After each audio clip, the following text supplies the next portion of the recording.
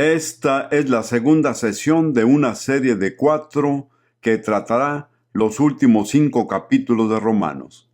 Vamos a comenzar ahora en el capítulo 13, y la primera parte de ese capítulo trata los temas relacionados con la autoridad gubernamental secular, que es muy importante y un tema muy delicado para tocar y expresar. Probablemente hay puntos de vista que difieren entre los cristianos sobre este tema. Voy a hacer todo lo posible para enseñar solo lo que dicen las Escrituras y dejar que el Espíritu Santo nos ayude a aplicarlo. Antes de leer el capítulo 13, sería bueno que viéramos un pasaje en Primera de Pedro 2. Así que vamos a Primera de Pedro 2 y leeremos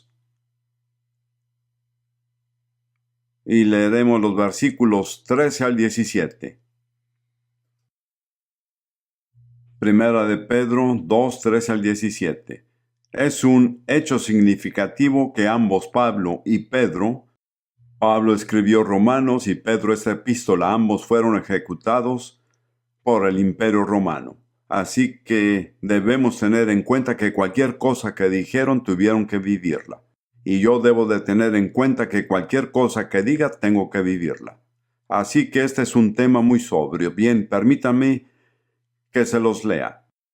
Por causa del Señor, someteos a toda institución humana, ya sea al rey como a superior, ya a los gobernadores como por él enviados para castigo de los malhechores y alabanza de los que hacen bien, porque esa es la voluntad de Dios, que haciendo bien hagáis callar la ignorancia de los hombres, insensatos como libres, pero no como los que tienen la libertad como pretexto para hacer lo malo, sino como siervos de Dios, honrar a todos, amad a los hermanos, temed a Dios, honrad al rey.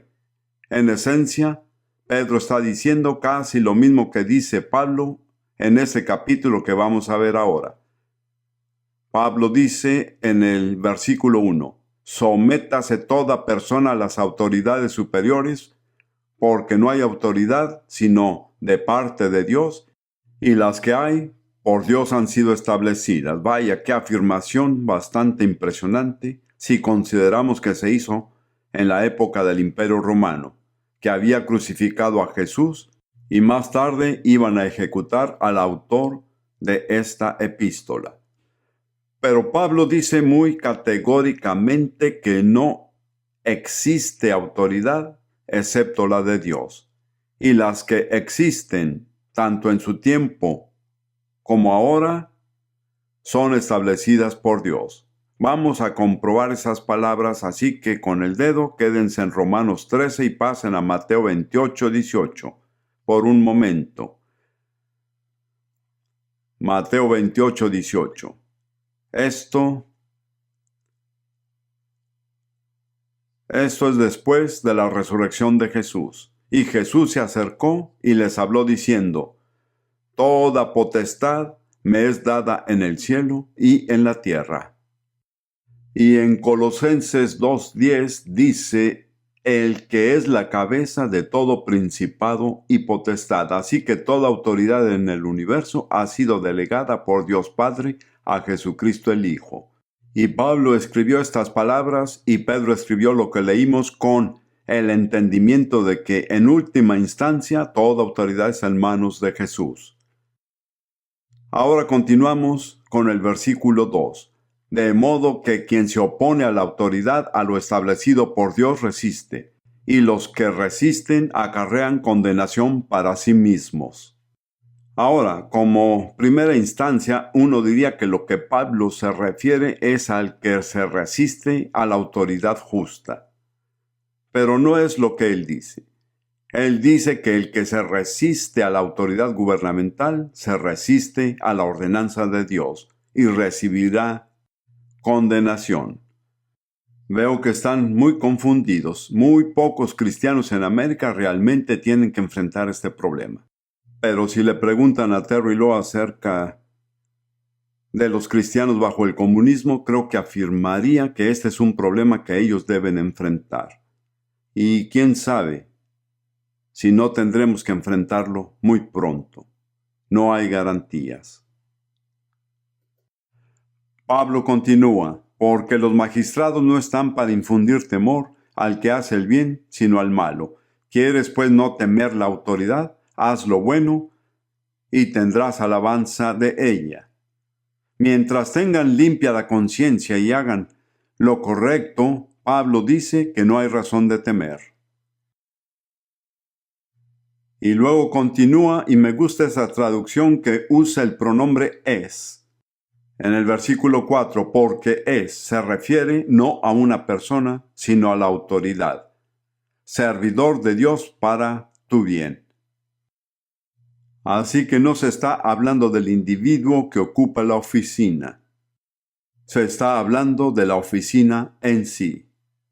Y Pablo dice que es un ministro de Dios para ustedes por su bien, porque es servidor de Dios para tu bien, porque no en vano lleva la espada, pues es servidor de Dios, vengador para castigar al que hace lo malo, por lo cual es necesario estarle sujetos, no solamente por razón del castigo, sino también por causa de la conciencia.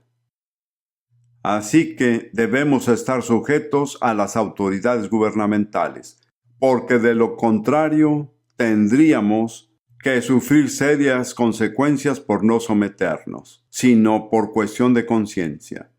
Porque, así como lo veo, Pablo y Pedro dicen lo mismo, que detrás de la oficina está Dios.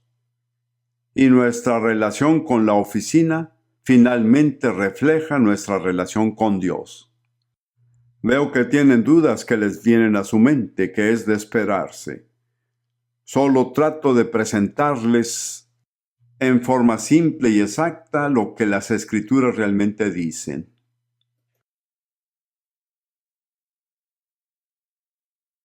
La primera lección de esto que quiero que veamos ahora es que necesitamos orar por los que tienen autoridad. Yo emigré a los Estados Unidos en 1963, cuando el presidente Kennedy fue asesinado. Yo era un extraño para esta nación, así como un visitante, aunque me hice un inmigrante. Dios comenzó a hablarme para enseñar a los cristianos americanos a orar por su gobierno. Y le dije, Señor, no soy el adecuado para algo así. Realmente no sé nada de las instituciones de esta nación. ¿Escucharán a un británico que les habla de orar por su gobierno? Dios fue tan insistente conmigo que empecé a enseñar. Les leí Primera de Timoteo 2. Vamos a ver esto. Recibí algunas respuestas asombrosas de los cristianos americanos. Una señora se me acercó y me dijo, si nos pide que oremos por el gobierno, es como si pidiera que oremos por nuestro enemigo. Cuando traté de decirle que el gobierno puede ser cambiado con la oración, otra señora dijo, bueno, ¿y acaso la Biblia no nos dice que todo va a agravarse? Le dije, no, según como lo entiendo. Creo que la Biblia enseña que algunas cosas van a empeorar y otras van a mejorar. Y yo soy alguien que va a mejorar. Esto es lo que yo solía enseñar. Sé que el hermano Jay Fesperman me ha escuchado enseñar esto varias veces. De hecho, por este trato de Dios conmigo, hizo que eventualmente establezca la institución llamada Intercesores por América, de la cual fui un fundador. O como se le llame, no fundador, bueno, como quieran llamarlo. Aún soy miembro honorario de la Junta, doy gracias a Dios por el resultado que tuvo. Pero pasemos ahora a Primera de Timoteo capítulo 2. Tengan en cuenta que Primera de Timoteo se escribió para instruir a Timoteo sobre cómo dirigir los asuntos de una iglesia local. Ese es todo el mensaje de la epístola. Y luego comienza el capítulo 2, primero que todo, mejor dicho, ¿qué es lo primero en lo que debe centrarse la iglesia local? No en predicar, sino en la oración. Exhorto ante todo a que se hagan rogativas, oraciones, peticiones y acciones de gracias por todos los hombres. Allí se mencionan 4 diferentes clases de oración. Las rogativas son súplicas, clamando por misericordia. Las oraciones serían acercarnos a Dios a favor de alguien. Las peticiones son cosas específicas que pedimos. La acción de gracias no requiere explicación. Por todos los hombres. Eso amplía la visión de muchos cristianos inmediatamente. Se dice que la forma de orar del cristiano es: Dios bendice mi vida y a mi esposa, a mi hijo Juan y a su esposa, los 4 nada más. Amén. Bueno, Pablo habla de mucho más que eso. Dios dijo que su casa sería llamada casa de oración para todas las personas. Esa es la iglesia. Ahora, ¿cuál es el primer grupo por el que debemos de orar? ¿Los evangelistas, ministerios o misioneros? ¿O los enfermos? No. ¿Quiénes son? Los reyes y los que están en eminencia. ¡Qué principio tan importante! Para que vivamos quieta y reposadamente en toda piedad y honestidad. Háganse esta pregunta: ¿el gobierno en el que vivo afecta el tipo de vida que vivo? ¿Sí o no? Sí. Entonces es de interés propio orar por el gobierno, ¿no es así? Esto está claro. Y si no oramos por el gobierno, recibimos nuestro merecido. En aquellos días, y creo que ha habido un gran cambio, pero diría yo que en los 60s, los cristianos estadounidenses eran mucho más propensos a criticar a su gobierno que a orar por él. Jesús nunca nos dijo que critiquemos al gobierno, pero la Biblia nos dice que oremos por él. Y francamente, en muchos aspectos, las oficinas de gobierno hacen su trabajo más fielmente que los cristianos que le critican. Porque nuestra tarea no es criticar, sino orar. Entonces, Pablo da la razón principal por la que queremos un buen gobierno, y no es para que podamos duplicar los ingresos o comenzar un negocio nuevo, es una razón espiritual. Porque esto es bueno y agradable delante de Dios nuestro Salvador, el cual quiere que todos los hombres sean salvos y vengan al conocimiento de la verdad. ¿Por qué Dios quiere un buen gobierno? Porque un buen gobierno promueve o abre el camino para la predicación de la verdad de Dios, y eso es lo que Dios quiere. Pero pone una gran responsabilidad sobre su iglesia de orar para que el gobierno haga esto. Y me aventuro a decir que si no oramos, no tenemos derecho a esperar que tengamos el tipo de gobierno que facilite la predicación del Evangelio.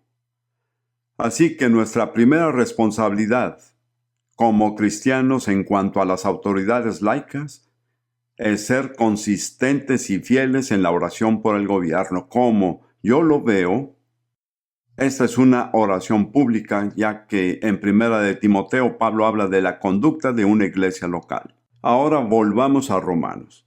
Pero quería mencionarlo en lo positivo antes de desglosar algunas de las implicaciones menos claras o aceptables de esta enseñanza. Regresemos al versículo 4. Pues es la autoridad secular para ti un ministro de Dios para bien. Pero si haces lo malo, teme, porque no en vano lleva la espada, pues ministro es de Dios, un vengador que castiga al que practica lo malo. La palabra ministro no nos da el entendimiento adecuado. Es mejor la palabra servidor, que se refiere a un ministro. Ruth y yo hicimos un viaje a Pakistán hace unos años atrás para predicar el Evangelio. Y cuando llegamos a inmigración, nos preguntaron ¿a qué se dedica? Ahí es cuando uno debe ser muy cauteloso en un país musulmán. Le dije, soy ministro. No me percaté, pero el oficial creyó que yo era un ministro del gobierno de los Estados Unidos. De ese momento en adelante me trataron muy bien. No fue mi intención engañarlo. Así fue como lo interpretó. No sabía que un ministro es un siervo. Lo que Pablo está diciendo es que las oficinas gubernamentales y autoridades son siervos de Dios para nuestro beneficio. Se merece un amén, ¿no? Le toma ciertos ajustes al americano aceptarlo. Verán, este país, ahora sí que estoy creándome problemas, surgió de la revolución, en una rebelión. Dirán, como él es inglés, por eso lo dice. No, porque si hubiera sido inglés en los tiempos de George Washington, me hubiera aliado con George Washington. Pero hay un elemento de rebelión en este país que aún persiste. No hay nación que yo sepa que proteste como los americanos. Mientras que el británico deja que las cosas sucedan y solo espera que todo salga bien, los americanos toman el toro por los cuernos y organizan una protesta o hacen una marcha o cualquier otra cosa. Mejor sigamos con lo que estamos. Ahora, volvamos al versículo 5, por lo cual es necesario estarles sujetos, no solamente por razón del castigo, sino también por causa de la conciencia. Y luego Pablo continúa describiendo las cosas que el gobierno hace por nosotros. Pues por esto pagáis también los tributos, porque son servidores de Dios que atienden continuamente a esto mismo. Y así él dice que se cumpla con los deberes de ciudadano. Pagad a todos lo que debéis, al que tributo, tributo, al que impuesto, impuesto, impuesto lo que se paga al entrar en un país. Al que respeto, respeto, al que honra, honra. Así que hay un resumen claro de nuestras responsabilidades. Ahora viene la pregunta: ¿qué sucede cuando un hombre impío o malvado o un perseguidor ocupa un puesto de autoridad? Ahí es donde se pone a prueba todo. Tomemos el ejemplo de Jesús. ¿Qué les parece? Creo que Jesús es un buen patrón. Ahora mantengan su dedo en Romanos 13 y vayan al Evangelio de Juan, capítulo 18, versículo 36. El Evangelio de Juan, capítulo 18, 36.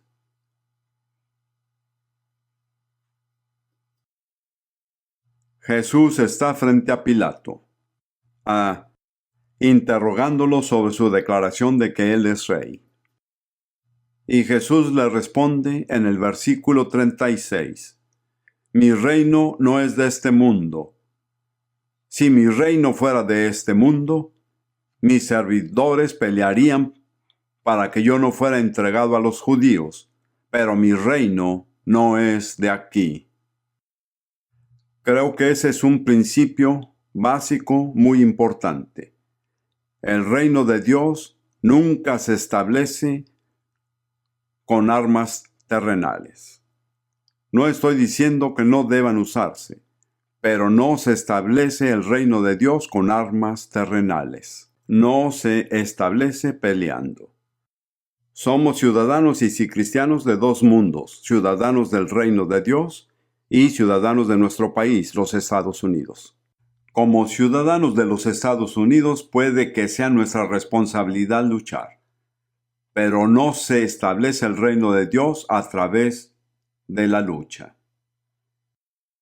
En el Antiguo Testamento, en Zacarías capítulo 4, versículo 6, el Señor le dice a Zorobabel: no por el poder ni por la fuerza, sino por mi espíritu, dice el Señor de los ejércitos. Y la palabra que se traduce poder es Geel, es la palabra hebrea moderna que nos da la palabra soldado o gial. Así que no es por la fuerza militar ni por la fuerza de las armas. Hay una sola fuerza que puede traer el Espíritu de Dios, el reino de Dios, que es el Espíritu de Dios. Tenemos que tenerlo muy claro. No estoy diciendo que el cristiano no debe tener armas, esa es una decisión personal. Lo que digo es que nunca se establecerá el reino de Dios de esa forma, no viene por allí. Ahora pasemos a Juan 19, versículo 11, y de nuevo Jesús está delante de Pilato. Pilato le dice en el versículo 10, ¿a mí no me hablas? ¿No sabes que tengo autoridad para crucificarte y tengo autoridad para soltarte? Fíjense en la palabra autoridad. ¿Fue eso cierto? ¿Pilato tenía la autoridad? Claro que sí. Lo que afirmo era un hecho. Ahora escuchen lo que Jesús le responde. Respondió Jesús: ninguna autoridad tendrías contra mí si no te fuese dada de arriba. En otras palabras, detrás de Pilato, que estaba tomando una decisión injusta con respecto a Jesús, Jesús dijo: reconozco la autoridad de mi Padre. Y luego dijo otra cosa notable: por tanto, el que a ti me ha entregado, mayor pecado tiene. Supongo que se refiere al sumo sacerdote judío, porque se salió de los límites de su autoridad, no actuó dentro de su autoridad. Actuó fuera de la autoridad que le correspondía. Así que, como ven, Jesús tenía tremendo respeto por la autoridad laica, incluso cuando fue usada injustamente en su contra. ¿No es así? Me parece que es indiscutible. Así que volvamos ahora a Romanos 13, versículo 5, por lo cual es necesario estarles sujetos, no solamente por razón del castigo de Dios o castigo del gobernador, sino también por causa de la conciencia. Ahora, me dirán, ¿qué pasaría si el gobernante me exige que haga algo que no pueda hacer sin manchar la conciencia como cristiano? ¿Ahí qué debo hacer? La respuesta es que se nieguen a hacerlo, pero se someten. Usted dirá, no lo haré, haga conmigo lo que quiera. O sea, sin renunciar a la sumisión. Hay un ejemplo muy claro. Pasen a Hechos, capítulo 5, versículo 29. Ahí se les dice a los apóstoles que ya no deben predicar en el nombre de Jesús. Hechos 5. Leamos desde el versículo 27. Cuando los trajeron, los presentaron en el concilio y el sumo sacerdote les preguntó diciendo: ¿no os mandamos estrictamente que no enseñaseis en ese nombre? Noten que no usarán el nombre de Jesús, qué curioso. Vean hasta dónde llega el prejuicio. Y ahora habéis llenado a Jerusalén de vuestra doctrina y queréis echar sobre nosotros la sangre de ese hombre.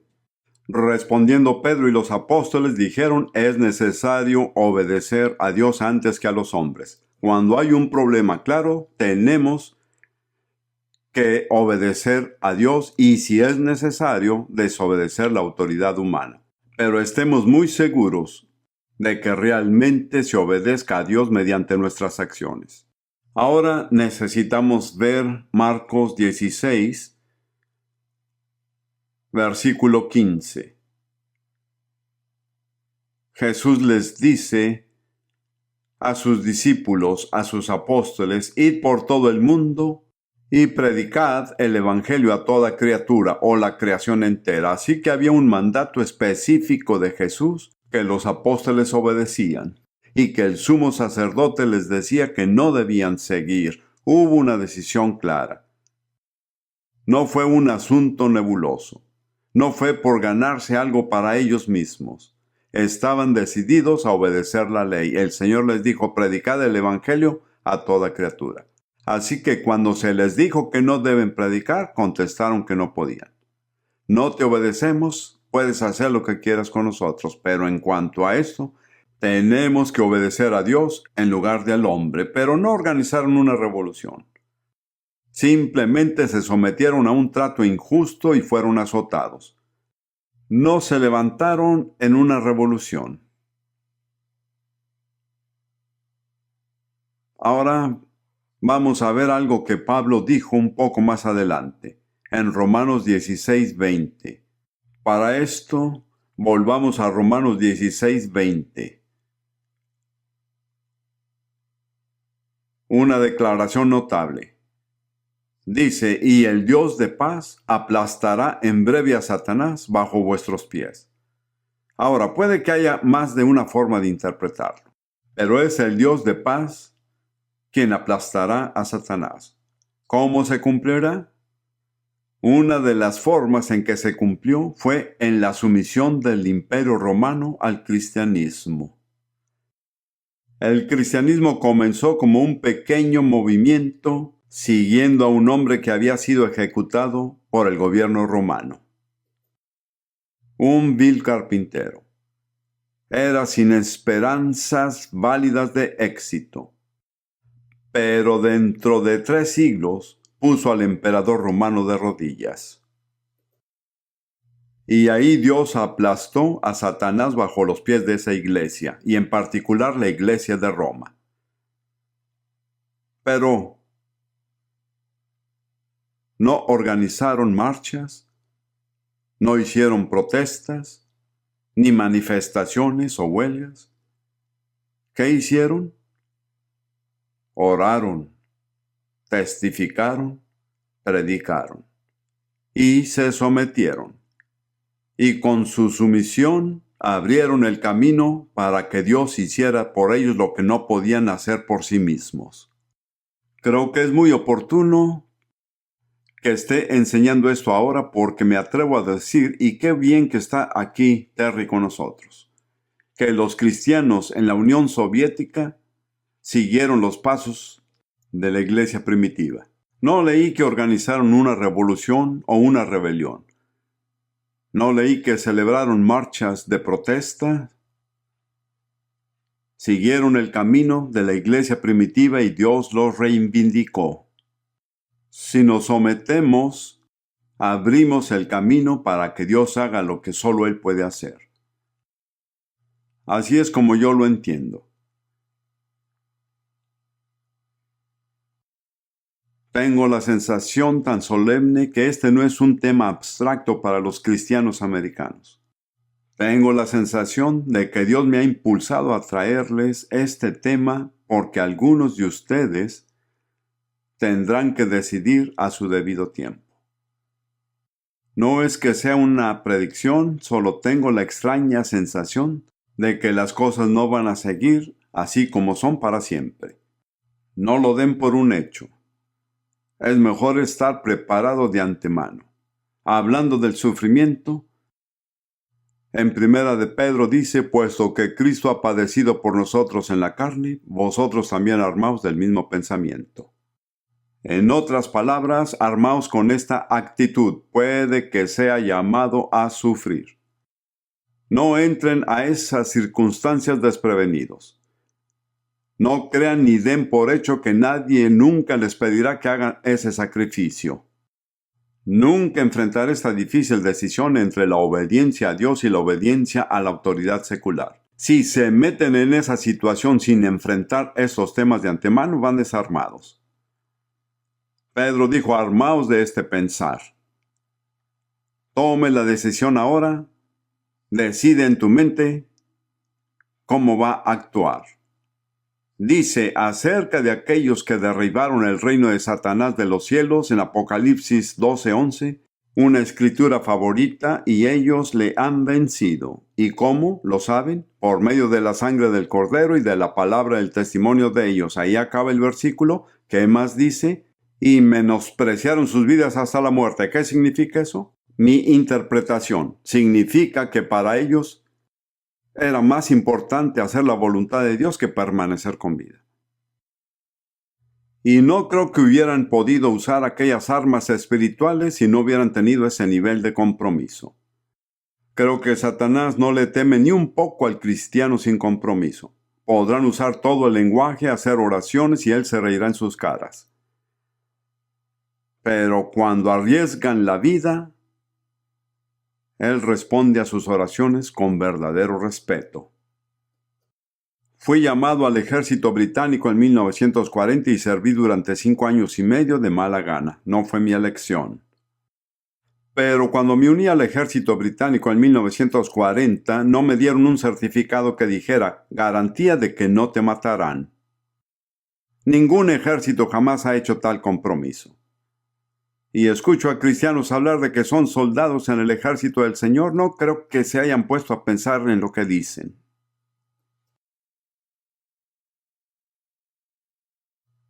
Esto es un asunto serio. Probablemente han escuchado lo que dijo el hermano Andrew sobre la gran comisión: id por todo el mundo y predicad el evangelio. Su observación fue que Jesús nunca dijo nada acerca de regresar. Hay quienes dicen no iremos porque no hay forma de regresar. Jesús nunca dijo que regresen. Él dijo, id, tienen que escuchar al Señor. No estoy diciendo que se vayan inmediatamente de aquí y se vayan a Albania. Y si van, que Dios los acompañe. Lo que digo es lo que dijo Pablo. Si en esta vida solamente esperamos en Cristo, somos los más dignos de conmiseración de todos los hombres. Si todo lo que el Evangelio tiene que ofrecer está en esta vida, será mejor que nos rindamos ahora.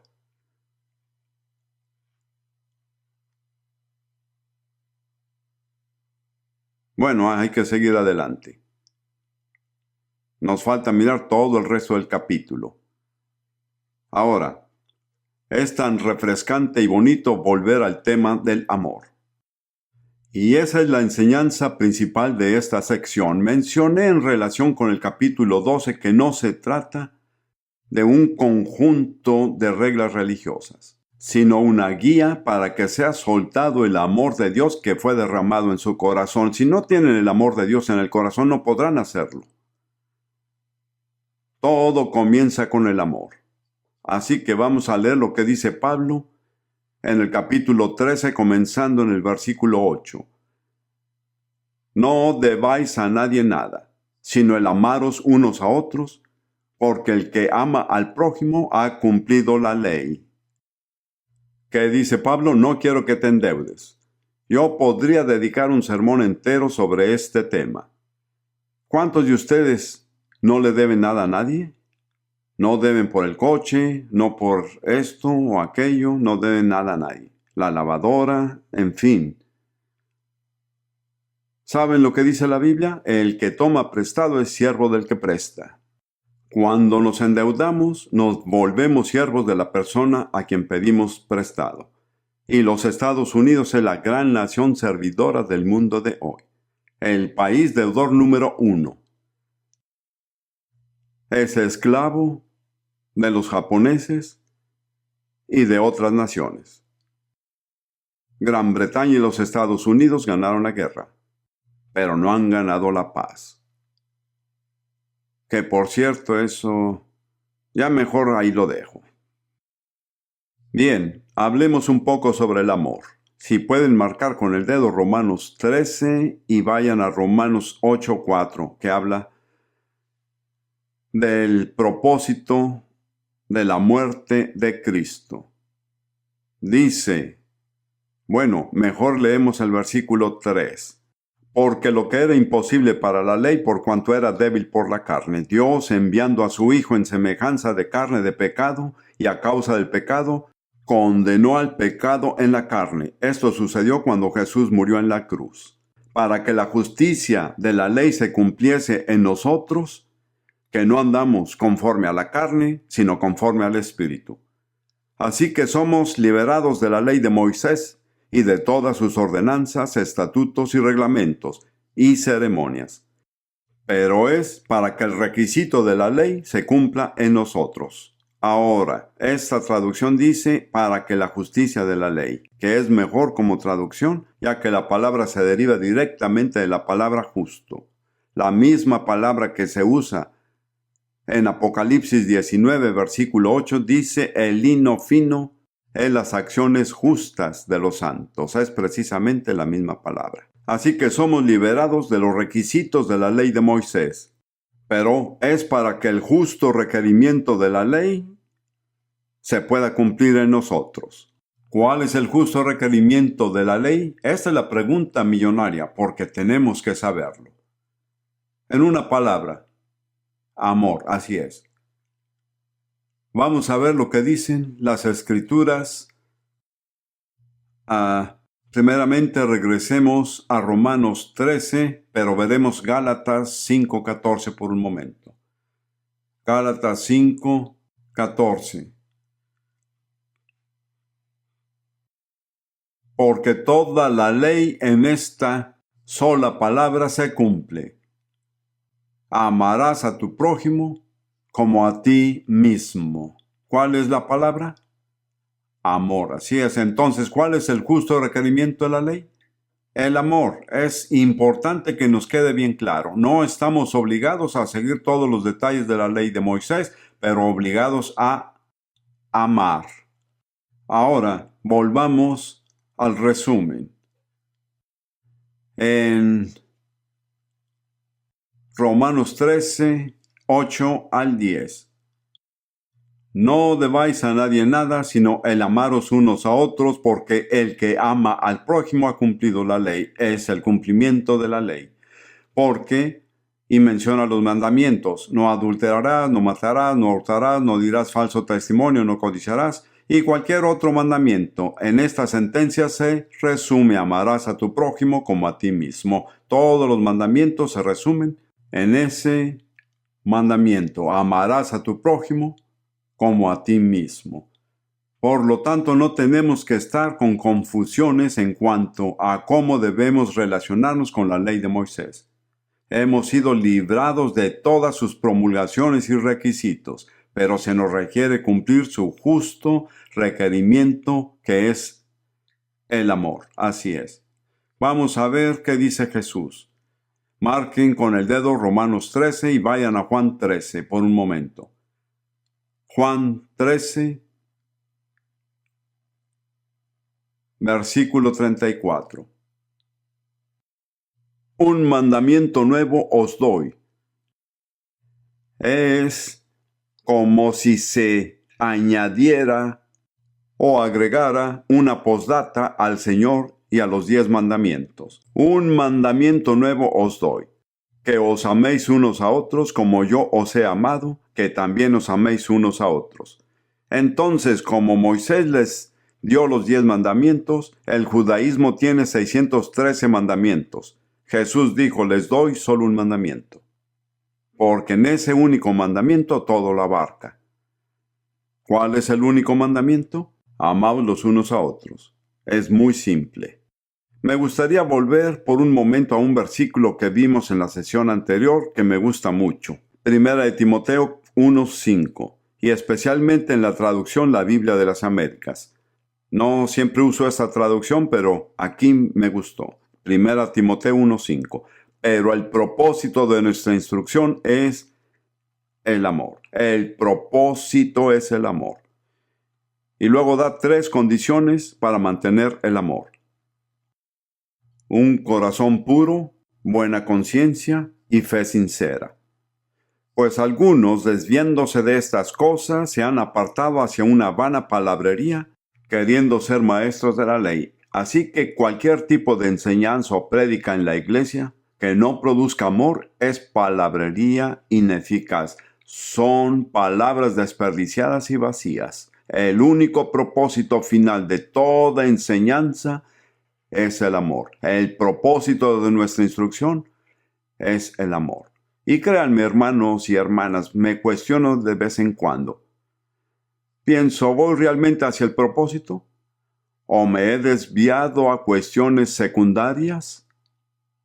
No quiero ser negativo con respecto a la iglesia, pero diría que hay relativamente pocas congregaciones que realmente hacen del amor su propósito principal.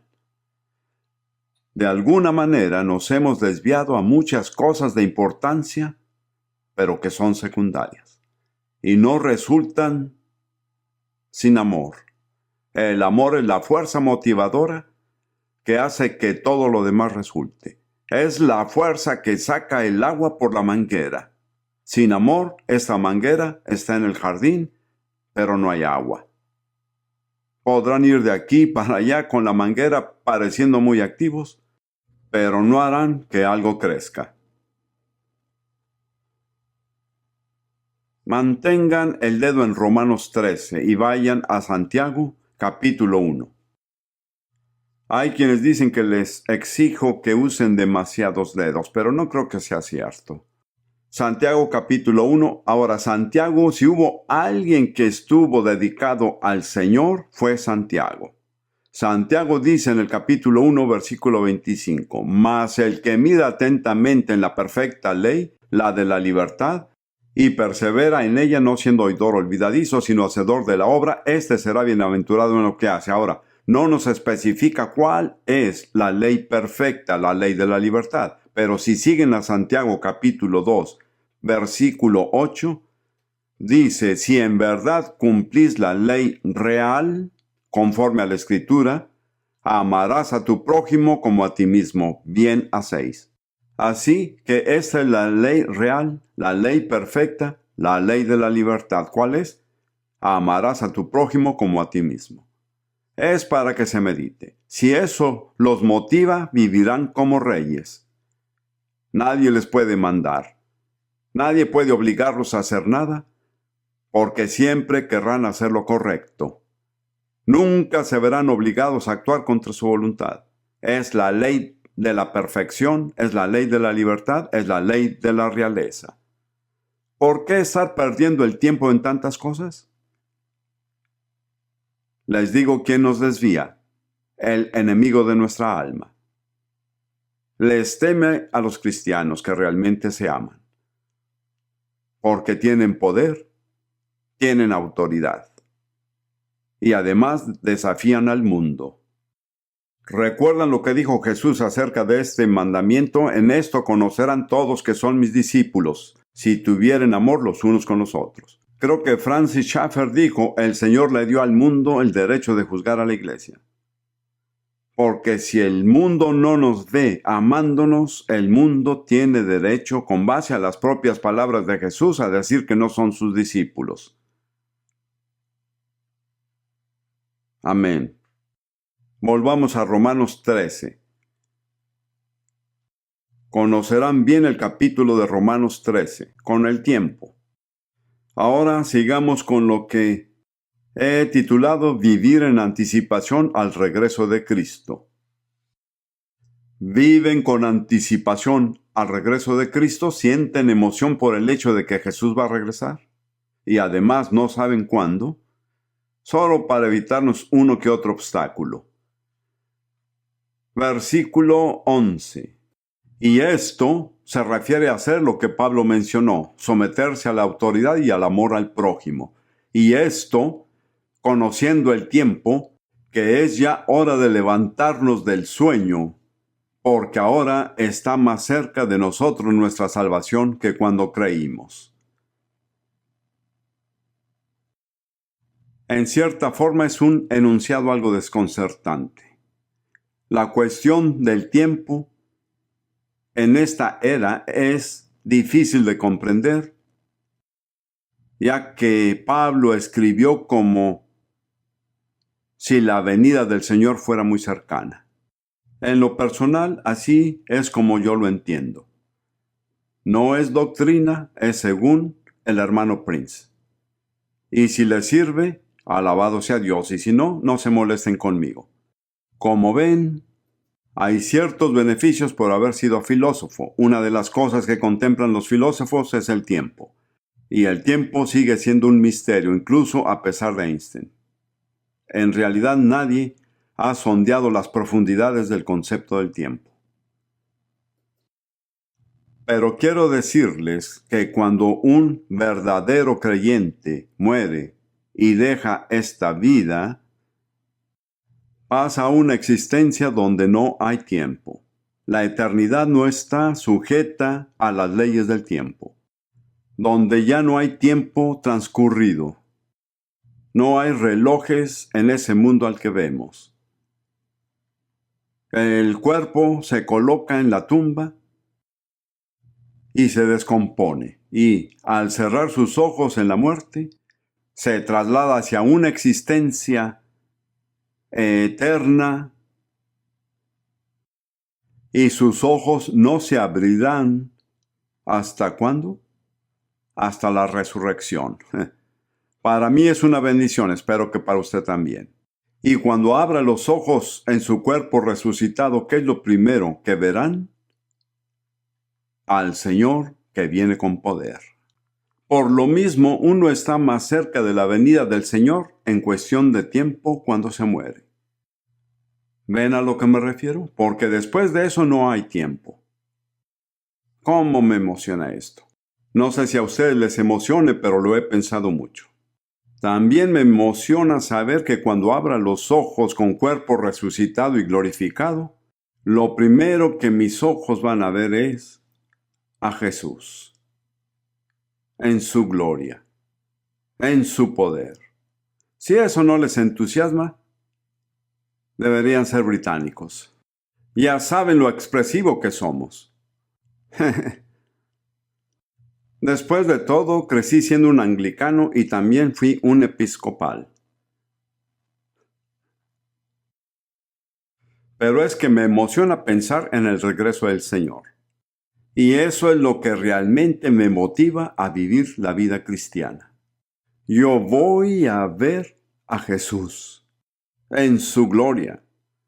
Voy a ver su reino establecido en la tierra. Esa es la única solución a los innumerables problemas de la humanidad. Podemos hacer el bien, abrir hospitales, abrir escuelas, pero el mal parece superar al bien en esta era actual. No estoy seguro de que la humanidad esté mejor en el siglo XX que en el primer siglo. Si miraran todos los diferentes problemas con los que nos enfrentamos hoy. Soy lo suficientemente ingenuo como para creer que la única solución a los problemas de la humanidad es el establecimiento del reino de Dios en la tierra. Y eso fue por lo que Jesús nos enseñó a orar cada vez que decimos: venga a nosotros tu reino, hágase tu voluntad. ¿En dónde? En la tierra. Muchos cristianos tienen la idea de que nuestro objetivo es llegar al cielo. Tengo que decir que es un tremendo privilegio el creer que uno se va al cielo cuando muera, pero esa no es mi meta. Y no era el objetivo de Pablo. Vayan un momento a Filipenses 3.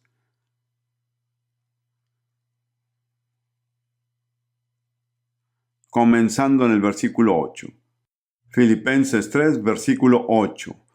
Y ciertamente aún estimo todas las cosas como pérdida por la excelencia del conocimiento de Cristo Jesús mi Señor, por amor del cual lo he perdido todo y lo tengo por basura para ganar a Cristo y ser hallado en Él, no teniendo mi propia justicia que es por la ley, sino la que es por la fe de Cristo, la justicia que es de Dios por la fe, a fin de conocerle y el poder de su resurrección. Y todos decimos amén, ¿no es así? ¿Y qué hay de las siguientes palabras? Y la participación de sus padecimientos, llegando a ser semejante a Él en su muerte, si en alguna manera me vaya al cielo, ¿es lo que dice? Si llegase a la resurrección de entre los muertos. La resurrección es nuestro objetivo, no el cielo. Cuando estemos en el cielo, nuestros espíritus estarán allí, pero nuestros cuerpos permanecerán descompuestos. Ese no es el fin de la salvación. Jesús ha comprado espíritu, alma y cuerpo. Y Pablo dice: y todo vuestro ser, espíritu, alma y cuerpo, sea guardado irreprensible para la venida de nuestro Señor Jesucristo. Así que, ¿podemos decir que Pablo era ingenuo o que Pedro era ingenuo? Yo digo que no. Fueron inspirados por el Espíritu Santo. El Espíritu Santo les mostró que les quedaba tiempo y luego verían al Señor. Y mientras pasamos siglos aquí en la tierra, están en una existencia eterna. Es difícil para la mente humana entenderlo, pero pienso que es un hecho establecido. Así que ahora, por todo esto, volvamos a Romanos 13, versículos 11 en adelante. Y esto, siguiendo los mandamientos, conociendo el tiempo, que es ya hora de levantarnos del sueño, porque ahora está más cerca de nosotros nuestra salvación que cuando creímos. La noche está avanzada y se acerca el día. Desechemos pues las obras de las tinieblas y vistámonos las armas de la luz. Andemos como es de día, honestamente, no en glotonerías y borracheras, no en lujurias y lascivias, no en contiendas y envidia, sino vestíos del Señor Jesucristo, y no proveáis para los deseos de la carne. Esa es la imagen de las personas que viven con entusiasmo esperando el regreso del Señor. La motivación para una vida santa no está en los reglamentos. Está en el hecho de que vamos a estar con Jesús y tenemos que estar listos. Estaremos de pie ante su tribunal y Él va a juzgar a cada palabra que hemos hablado, cada pensamiento que nos ha pasado por la mente, cada acto. con esos ojos que penetran hasta lo más profundo de nuestro ser. Estaba leyendo, de hecho, y está más adelante en Romanos, que cada lengua confesará a Dios. Me interesé en la palabra griega porque se traduce de varias maneras. Llegué a la conclusión de que significa confesar al máximo, confesarlo todo, sin guardarse nada.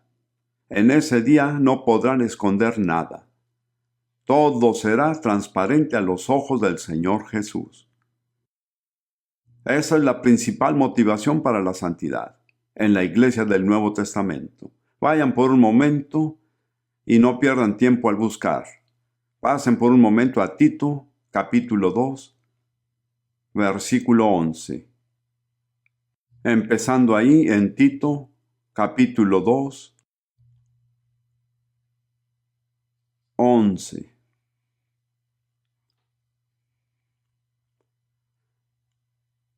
Porque la gracia de Dios se ha manifestado para salvación a todos los hombres. Ahora, hay muchos que piensan que la gracia es algo que le permite a alguien hacer cualquier cosa, pero así no lo presenta el Nuevo Testamento, porque lo que sigue dice acerca de la gracia es que nos instruye. ¿Cuántos saben que la gracia nos instruye?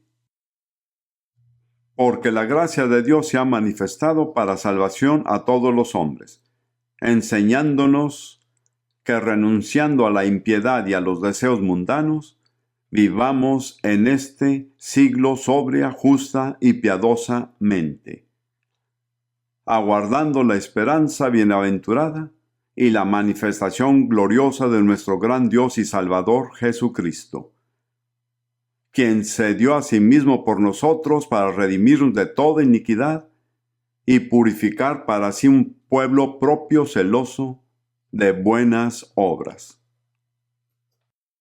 Entonces, ¿cuál es la verdadera motivación para la vida santa?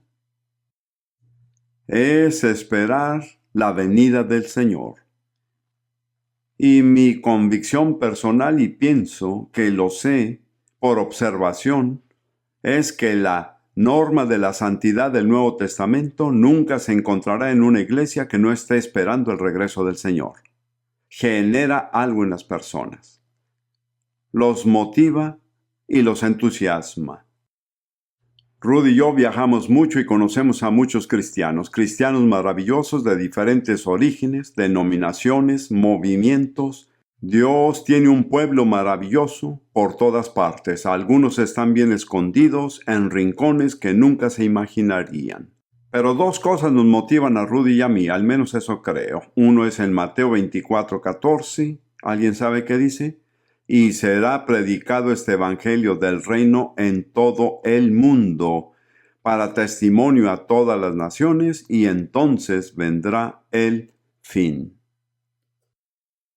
La otra motivación, lo otro que nos emociona en la vida, es que esperamos el regreso del Señor. Nos emociona saber que Él regresa. Tengo un hermano en el Señor que es un ministro que ha sido alguien muy cercano a mí durante años. Me comentaba sobre la falta de entusiasmo en la iglesia por el regreso del Señor. Me dijo, supongo que cuando regrese el esposo, se espera que la esposa diga algo más que, qué bueno que hayas vuelto. Si yo hubiese estado ausente por una semana, y me recibe Ruth esperándome en la puerta como suele hacerlo, y solo dijera, qué bueno que hayas vuelto, me sentiría un poco desilusionado.